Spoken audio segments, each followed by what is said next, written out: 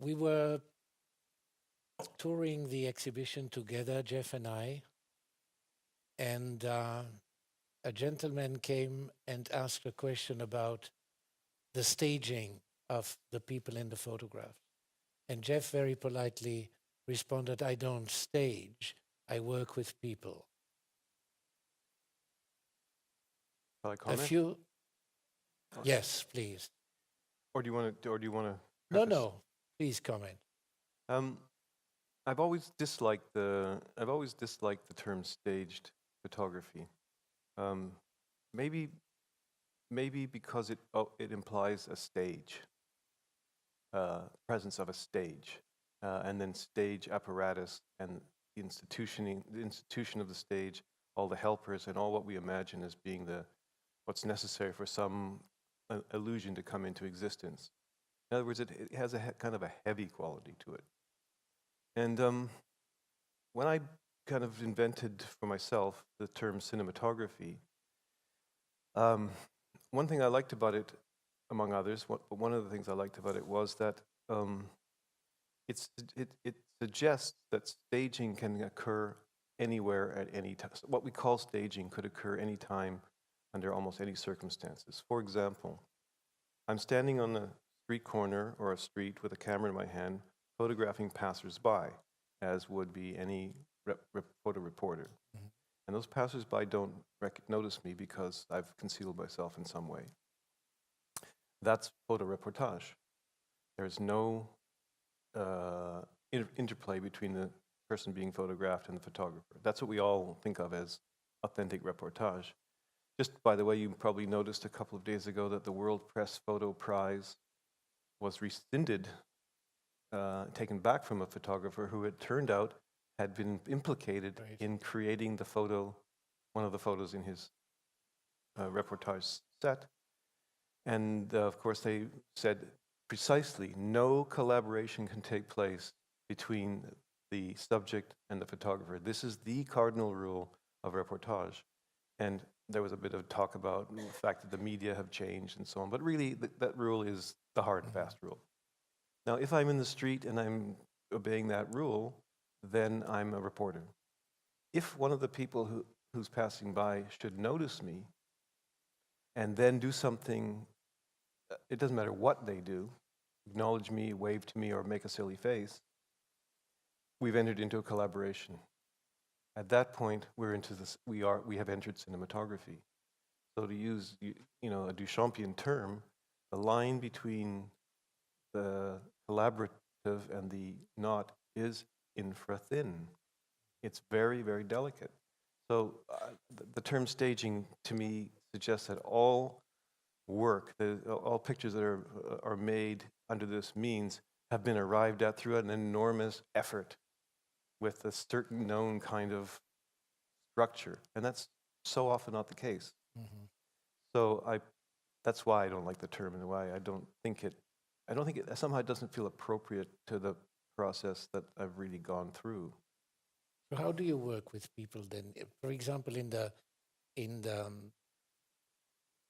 one of the huge black and white photos, men waiting. What is it on the sidewalk or Yeah, it's men? like a sidewalk. There are there are at least 20 men in the picture. How did you work with them? Over the years, I've worked with mostly men, but not only men, who do gather on street corners, and there are known street corners in probably every city, and there's probably one here, and there's certainly at least one in Copenhagen, I'm sure. Where people who need work Yeah, go, of and they know course. the Yeah, employers will come there. yeah. And I've worked with other people in that circumstance. In this case, I went to the real place, and I thought, well, I'll do the picture there. But the place did not have formally anything that I felt moved by to make a picture. And we can come back to that if you like. Mhm. So I Definitely. hired the men to come to another place. And play their own role, actually. If you want to use those terms, I won't object. And yet, I will stick to the vocabulary of theater for a little while, just all to right, keep you on your toes. all right. or we may find a point of agreement. Um, so I brought them to another place, the place you see in the picture, and I chose that place for a couple of, I think, hopefully obvious reasons. One, because if you look at the ensemble of trees and open space and buildings, there's something beautiful about it. I love the rhythms of the openings and the occupancy and the trees and so on. It just was a picture for me. So I brought them there and I asked them to wait while I photographed them. And they waited there just as they were waiting on the other corner. So, are they performing? You're asking the questions. I'm asking, or I'll ask myself the question unless you want to answer it. Are they actually performing, or are they behaving, and their behavior being recorded? I can't really answer it, but I feel that the nature of photography is appreciated much more subtly if that question isn't just answered. I totally agree with that. So, what can I say?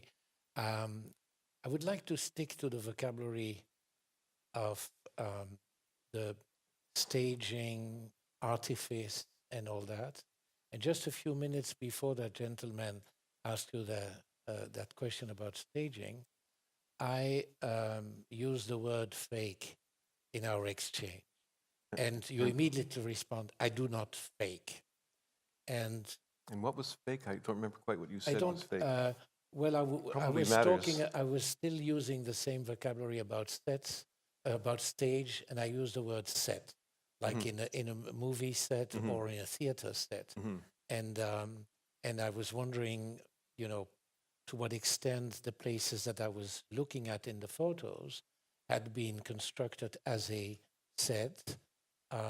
And we very rarely know anything about your set construction, except in one of the books, there is a photo of the insomnia, you photographing through the. So we see the reconstruction of a room. And of course, the destroyed room, which is your first acknowledged work, um, is obviously a set because you can see the construction behind the set, so to speak.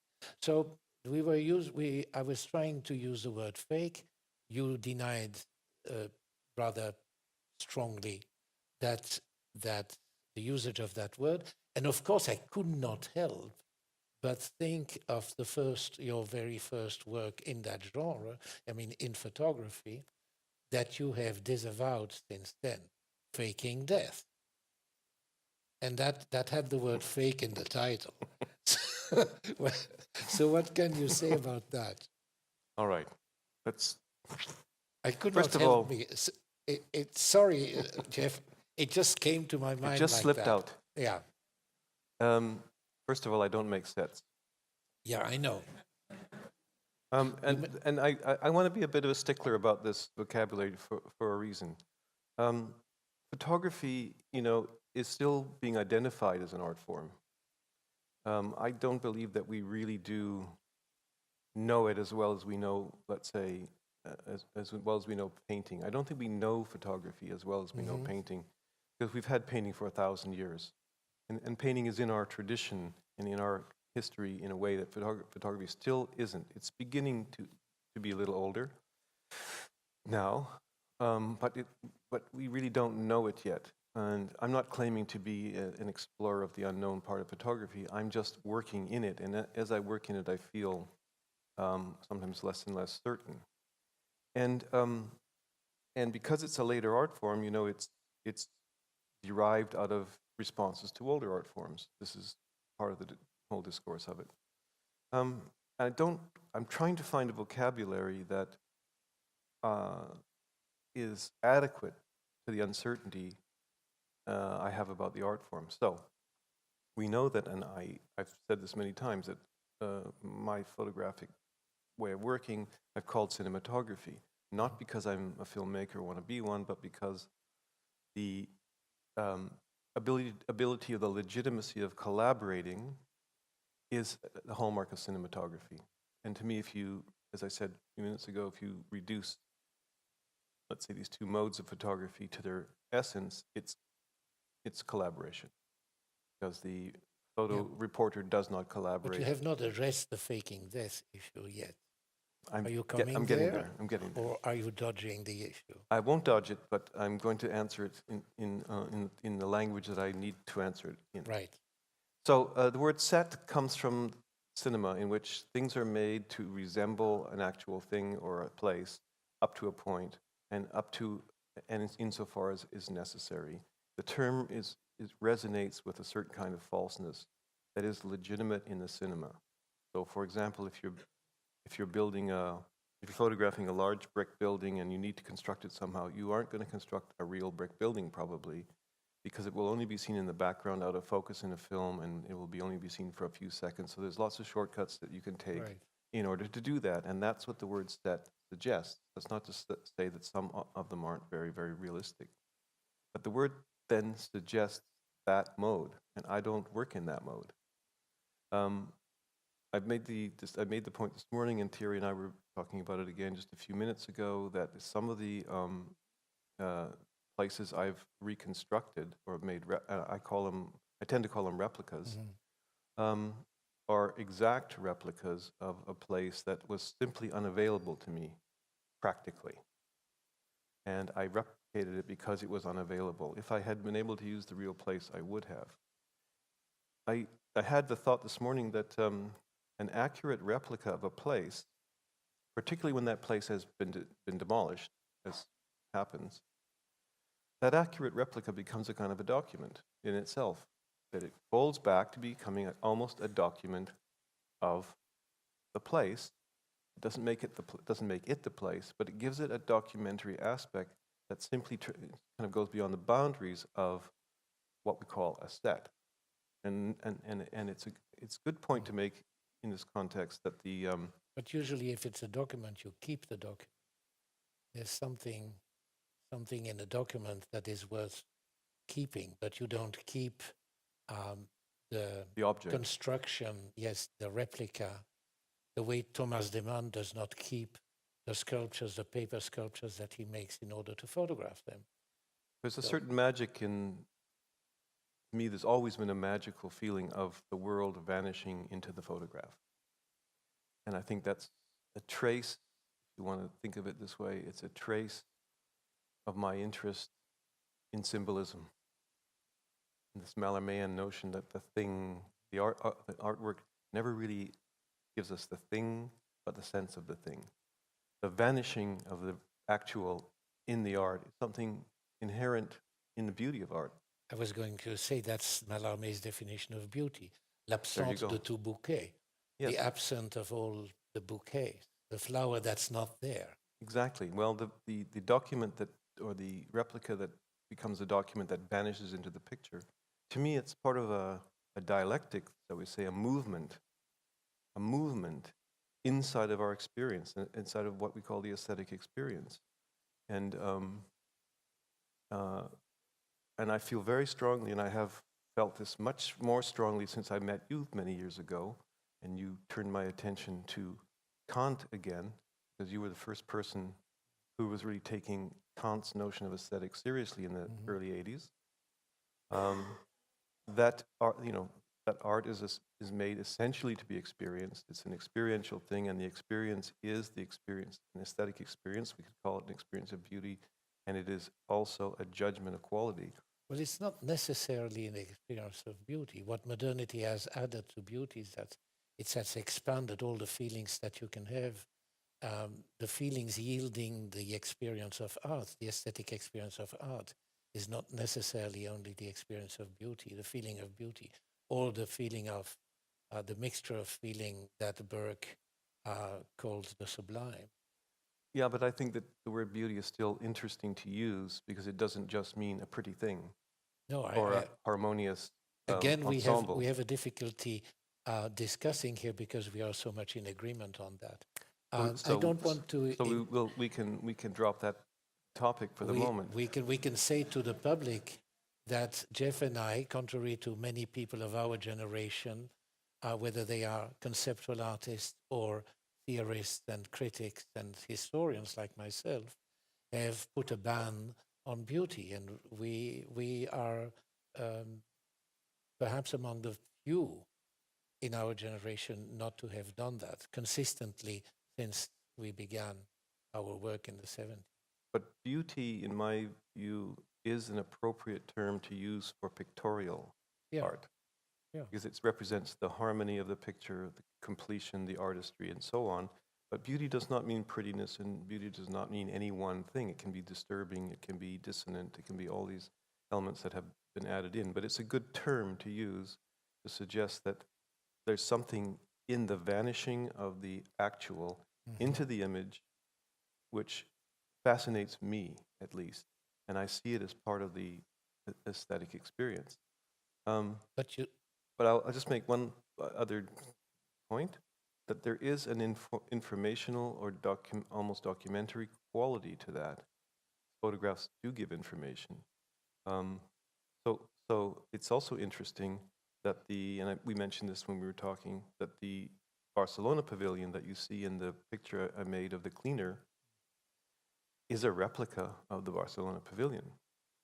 The original pavilion was pulled down at the end of the 1929 fair and then vanished for decades until the Spanish government or the Mies van der Rohe Foundation reconstructed it in the 80s on the site it's right, now. it's just not a replica that you built. Not a replica that I built. No, it isn't. But it stands in I think it's in an interesting analogous condition. Mhm. And if the Barcelona pavilion again should vanish through a fire or some accident or whatever, the photographs that remain of it, not only mine, obviously there's thousands of them, will then, be the final or at least the existing evidence. And that evidentiary aspect of it is, that's the case in every photograph. What the photograph is evidence of is complex. All right. So you still haven't answered my question about faking death, and I suppose that you will not answer it. Ask it again because I forgot it. No, I will turn around. I will turn around it. Well, for those who don't know, the first photographic work that Jeff did, if we accept some photo text works from 10 years before, was a diptych of two photographs of him lying down on a bed. If I Because we rarely see that photo, and it's called faking death. So hence my idea of starting. So I want to stick with the word faking, but I will turn around that particular work which you have disavowed and sort of taken off the corpus of work that you acknowledge as being yours. And the way I'm going to turn around and ask you something about faking is via, and it's serious, it's more serious because it has to do with beauty.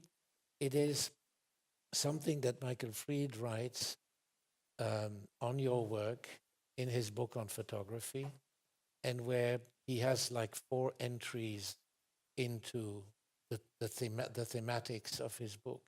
And one of them is the tableau issue, but you have already spoken so often on that issue that I think we will skip that. But then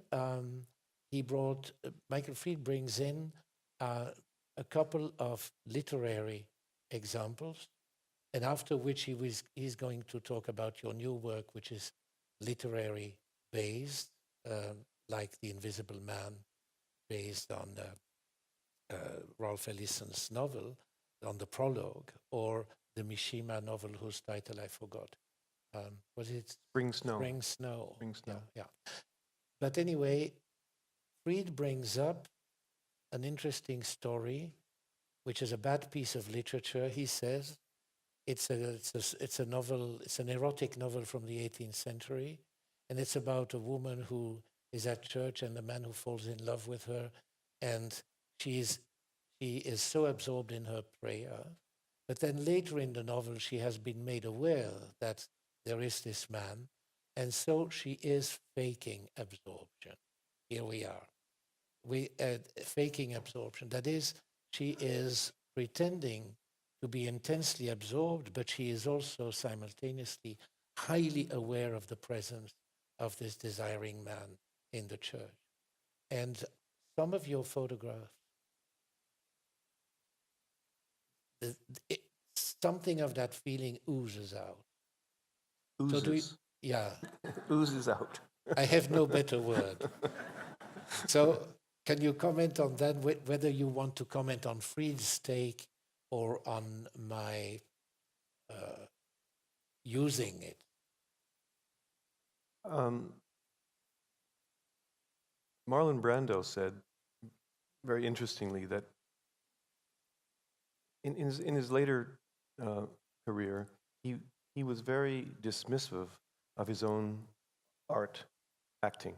I think he was dismissive maybe of the film industry more, and he somehow blended them together. And he kind of dismissed being an actor as being anything of very significance. But he said at the same time in a couple of his very interesting interviews, we're all actors almost all the time, that we always act. If you are smiling when you at someone through an obligation of some sort, you're acting. If you're not quite telling the truth, you're acting. Even manners are acting. Acting is inherent in being, I guess he would say, which is why, of course, acting and theater could never be a minor art, because the major, let's call them major arts, the arts that will persist through time and keep developing, are the ones that are rooted in what we really need and do every day. So, of course, acting can never be a minor art because we're all actors. Poetry can never be a minor art because we all have to use language.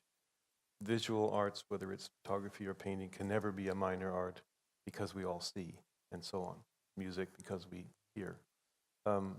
So we are always, and I agree with him, we are always acting, and this inherent nature of the what we call acting is something that also then complicates photography.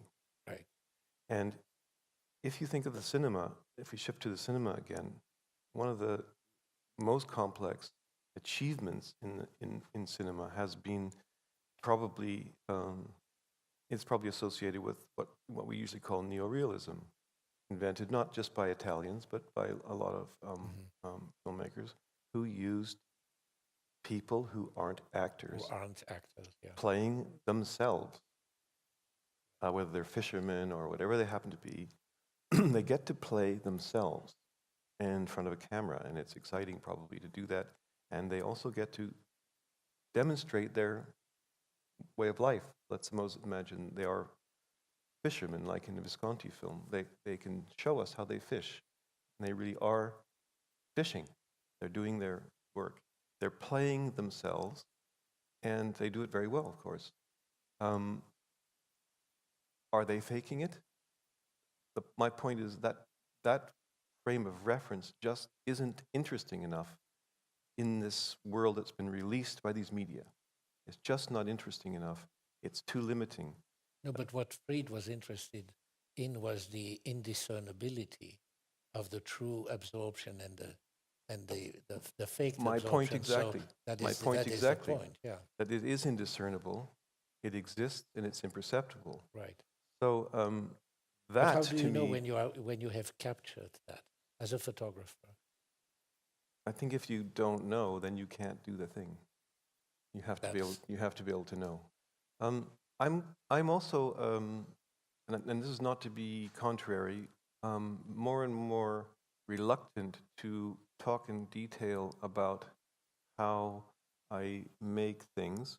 Uh-huh. And the reason for that is not to hide anything, because there's very little to hide, really. But because nowadays, and I'm going to exclude present company, there's such an emphasis on seeing behind the scenes of art, media, and being on the inside. You know, everybody wants to have a backstage pass to everything so that they can be on the inside of it. I feel that has spoiled, to some considerable extent, the enjoyment of art on the part of people who want to enjoy it, because they're not really ever going to be on the inside. And the culture, this is, I guess, a critical comment, the culture is creating this ersatz inside position for people, as if they are on the inside. And they've forgotten that the most wonderful place to be in art is on the outside, being the spectator, enjoying the art, not worrying about how it was made, Yeah, having an experience of it, taking that experience into your own life somehow, and making it your own. You know, that's much, much more enjoyable than wondering how something was done. I mean, here, the good. painting, how did it get made? You know, does it really matter that much? The guy Well, painted it. I selected, while I was listening to you, I selected this image called War Game, which I discovered today for the first time in its real dimensions. And, but even seeing it in reproduction, I was very moved by that image. Thank you. So this is no, this is addressing the issue of pleasure, the issue of aesthetic experience and judgment, but also the issue of the content of the photograph. Hmm. Because what moved me in that image is, it's first of all in terms of arrestedness and that kind of thing. It's so natural that you don't have to address the questions that inevitably came to my mind when I was looking at No, for example, which is a picture I don't like too much. What I like about this one and many other things, many other pictures in your work, is its tenderness for people. Uh-huh. Thank you. I think that I've always felt that the very existence of pictorial art was an expression of that. Hmm. That no matter what else we do, and I think this is probably true of all the sensuous arts, really, but that we're just, in a way, appreciating that there's an existence, Right. and that we can actually experience this existence while we're here through our senses, and that I guess the lament the lament that comes along with that appreciation is our experience of going through life and going through days and being ourselves the person who doesn't enjoy the moment, and then of course feeling the empathy and even other emotions at others who aren't enjoying moments Yeah, so and it who are is. It missing does out life. address the previous question very much, Yes. because you are, there is in your work what one might call reservation. You're a reserved person to a certain extent in your dealings with other people, whether it's in life or via your work. And there is also in the work, at least, I won't venture to speak of life so much because I don't know that enough about that. There is a real care, a real empathy with the humanity of the other that appears in the photo. And I think this one is a remarkable example because they are kids, they are playing at being at war, but they will eventually grow to become soldiers and go to war. Or they are already at war because this environment doesn't seem to be very hospitable, and they are street kids perhaps, and they perhaps they're playing in that little construction. It's not even a shed, it has no roof. Or perhaps they're living there. It's a kind of a fort. A fort, yeah. Um, I worked with these kids um, from a local school. Um, so to make a picture with people, one has to find people, and there's lots of possibilities of finding people. Could be going to the school, as I did, and asking the administration if I could hold an audition in the school, and they let me do that. And this particular school is an area where there's a lot of new Canadians, and two or three of those kids are new immigrants from somewhere like Somalia. And I had no plan to use this kid or that kid. I just get some boys and have a war game. Um, and as I was working on it, of course, you realize that these Somalian kids could easily, or their Right. brothers could be fighting in some absurd Correct. Yeah. tribal civil war in Africa. That, added a dimension to the picture that I hadn't invented or even thought about. It came from the complicated social circumstances that you're always involved in when you're doing anything. Mhm. So let's say, when I went to the school, I had no plan, just find some boys. And what you get is always, dragging its history. Every person drags their history, their identity with them. So I think, that accident, and that was an accident. It wasn't a plan of mine. It was not written as a script for the picture. Brought that aspect into it, and it gave it sort of maybe a bit more of a topical aspect to it. That The cruelty that they are displaying is also, part of the dimension of the picture. When I asked them to start playing war, that's all I did. I said, I got this empty lot. I gave them some toy weapons and things, and I said, okay, let's go, and I made a lot of video of them just wargaming around, and as soon as they played for a little while, you got captured.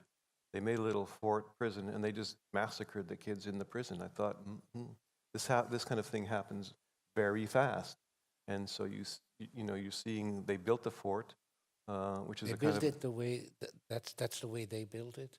pretty much where What's I wanted what's your intervention? it. Well, not much. I wanted to build a fort. There was some old tires around the place, as you see. They used them, and one of the kids found this bed frame that you see at the foreground and made the front wall, which was an act of genius because I could see through it. The camera could see through it. It was wonderful. They invented it. There's a lot of in all these pictures. There's a lot of collaborative and accidental things that happen. As I was just saying, I don't want to talk too much about how they're made because it's distracting, but I'll say a couple of things. Yeah. Or you can ask. I have one thing I can say that I think is important to me. I take a long time to work, and when I start to work, I make sure I have the time I need, which is extended. Partly because of course, I don't really know what I'm doing in the sense there's no scenario, and I'll come back to that in a second. And also, things change as you work on them. Just the way if you were, say, Rauschenberg making a painting or a combine, it would change, as he works on it. You put something in, take something out. It's plastic. And I think that the working process is plastic in really a very, very similar way. But one of the important aspects of the extended time is repetition on the part of let's call him the model or the performer, the repetition. I get people to do things many, many times over a number of days, and each day they change a bit because it's a different day. But as the days go on, the people become less, they're less performing in some kind of invented scenario. It's less that as coming to a certain moment of their actual everyday life, which includes coming over to the empty lot and working with Jeff and having a war game and doing what he asks. And I ask them to do it over and over again until they kind of get tired of doing it, and that they're not really performing anymore. It's really a kind of behavior that emerges. This is learned from, I've learned this from the cinema too. There's great directors like Bresson who've made their actors do the same thing 50, 60, 80 times. And also who works with non-actors. And for precisely the same reason. Yeah. And he's a great model for this, that he breaks down the notion, the urge to perform. He just dismantles it through its own process. And as it dismantles, it turns into something else. And that's what he records. And I feel very, very similar to that the behavior or the performance behavior is dismantled, or it dissolves, or it changes shape into something else. And that other shape appears, and that's what gets recorded. And that record is documentary. I've documented this change of it's very, very behavior. important. That's why I don't like these other terms, because they don't include that plasticity. Yes, that was a long, elaborate answer. I lost in my train of thought a little bit from. Let me just say, I want to interrupt you last time because about the scenario. Another reason why what I do has nothing to do with theater or cinema is because there is no scenario. There is no script. If you have a play or a film, you work from a script for the most part. I don't work from scripts. Therefore, there can't be a performance in the same sense. Yes, I do remember. That reminds me that you have in the exhibition catalog. Actually, you wrote the only narrative element in the picture is supplied by the viewer, not the director or screenwriter. Yes. And that of course made me think of Manet once again, because with Manet that's what happens. He's the first where you have to pick up the story. You become the storyteller. You become the narrator of the story from the moment on that Manet represents. Like for example, in Olympia, that's a painting that everybody knows. If you are able to recognize a scene in a brothel in Paris in the 19th century, then you're also cast in the role of the client who arrives, and it is up to you to fantasize what happens next. So in a way, it's and but we got sidetracked a little bit because I wanted to stick with that photo and to stick with what we said about the people in the photo, because now that we have brushed aside the vocabulary of theater, artifice, faking, and all that, we can address issues of content, which I see as being issues of form as well. So I have a little question about form here, and then something to say about the content. But I will perhaps address the issue of the content, um, uh, picking up on everything that you said about the Somali kids being immigrants to Canada and so on. That especially at the beginning of your career, writers who wrote on your work took the point of view of social historians of art. And whatever they valued in your work was, let's put it this way, ideological.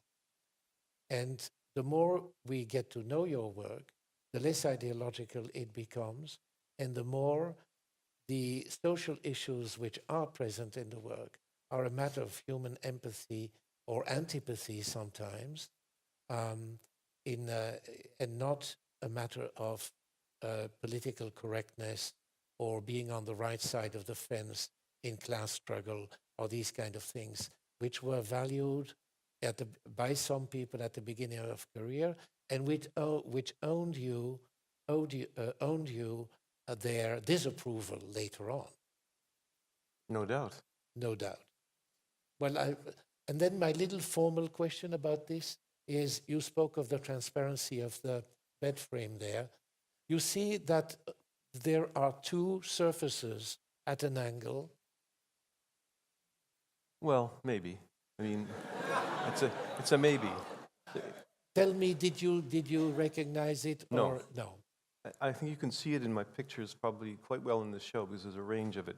I do have a real affection for ramshackle structures, half-built things, hand-built things, kind of anarchically made spaces. And I think it's partly to do with the fact that I'm the age I am and grew up in a city in a different era. Because in 1950 or 60 or 70, almost all cities, and it may be true of Copenhagen too, I don't know, were at the last moment of their history of not being completely filled in with an urban grid. You know, there was empty spaces, parking lots. Yeah. The empty lot you see in War Game, that was probably the last empty lot in Vancouver. I couldn't find another one. It was a wonderful one with that beautiful tree there, but that was super fortunate. And I've always loved cities that are incomplete that way because there's a certain freedom that you sense. Maybe it's from childhood of being able to run through the bushes where there's no houses and no traffic. So I've always had a deep affection, and it's probably a kind of nostalgia for those kind of constructions. The kid laughing that you see in War Game, he's laughing he's lying down, he's playing the part of the captured person about to be executed by this other guy probably, or something atrocious going to happen. But it's a game and he's laughing, and that laugh that laugh, I made several hundred takes of that picture, only had the one laugh. Mm. Just like in the women working on the chickens. Exactly. Yeah. I just got one or two laughs. I don't always go for those, of course, but in those two contexts, those two pictures, that laugh brought a completely different dimension into the subject. And I think it brings a different dimension into your work as well. I mean, the images are far less contrived than they were at the very beginning. And also, I'm glad that in our conversation we got rid of the vocabulary of faking it and all that, but we had to go through that. I'm glad that we addressed issues of humanity and empathy beyond the political correctness that was attributed to you and then withdrawn from you by other critics. And so I will end with But, references to art history. but, Okay, let me you make have one. 2 minutes for the but. Okay, I have a small but. It's true that in the 70s and the 80s, my work was kind of wrapped up in that ideological endgame, in a way, of the political avant-garde, I'd say. And I was part of it because I came out of the 70s just like everybody else. And I Mhm. didn't totally oppose it, as a matter of fact. I'm not saying that. And I don't now. So I think that the content of my work of my pictures is not terribly different now than it was in I'm, 1981. I totally agree with you, but it's the way to look at it that's different. It's it's it's via humanity and not via ideology or camps, let us say. I mean, art. Maybe what's really changed is the nature of the audience, and maybe it's the maturing of a generation which we were both a part of, which wanted to and needed to see art as part of a certain as part of a political struggle in a certain way. It was needed, and I never think back that that was a particularly bad or wrong direction. It was an important direction, and it's left its mark on art as a whole. And I Mm. think it would be, and I don't think you're doing this, but I think it would be much too easy to say we've now, left behind this ideological um, No, problem. I think we address it differently. That's the point. I mean, I feel like I'm probably typical that if you live and work in this domain, that all of these images, Chardins and Fontanas and Delacroix, are just, they become part of your everyday vocabulary, and they're part of they become part of your language, and that's in a way what tradition probably means. Right. And the only curious and complicated question is how we relate to that, and of course there are no rules, so there's an infinite range of nuance that artists um, can come to, depending on who they are and what they want and what they remember and so on. So I think all these resemblances are real. I don't think they're all necessarily subjective. They circulate because of the nature of the accumulated art that Right. that And they're not we're in. necessarily quotations either. No, I don't think they don't stand as quotation. And once again, and I don't want to belabor this point, but I feel, and you're not an offending party, so I'm not talking about you, but I feel that, particularly in photography, but not only, that the language that is used, language always tends to get conventionalized and always tends to get hidebound. As it does that, it kind of hardens perception. And that's, part of the struggle, if you're an artist, to um, avoid that. And the most impressive, or the most compelling reason to do that is the complexity of your own experiences in front of other people's work. Right. So that you don't have words. I was just blown away by the Palomotos and Becker show that's on here, and I really have to congratulate the museum for doing it. Yeah, so was It's I. astonishing discovery of an artist whose name was known, but whose work is not so known. And if you look at her paintings, every painting, she's doing something with the paint and the contour and the color and the way the brush is being used. It's like Picasso, in terms of the ability to make every aspect of the picture come alive in some way and do something else that's not being done 6 inches to one side. What is the language that captures that? You know what that's about because that's what you do, and I've always admired your work because you are one of the few people who can really find words. Okay. We won't compliment, but the point is Please to go on. find the word After that's you're not done, normally used or not conventionally used because it represents somehow that spiral that you got into through the experience you really had. And I feel, just to conclude, that photography, especially in the 80s and 90s, when it became fiction and fact and all that, really there was a sag down in the level of the way it's talked about. And that's sort of part of the struggle we're talking about. But we can let it go there. we can end there. All right. Thank you, Jeff. Thank you.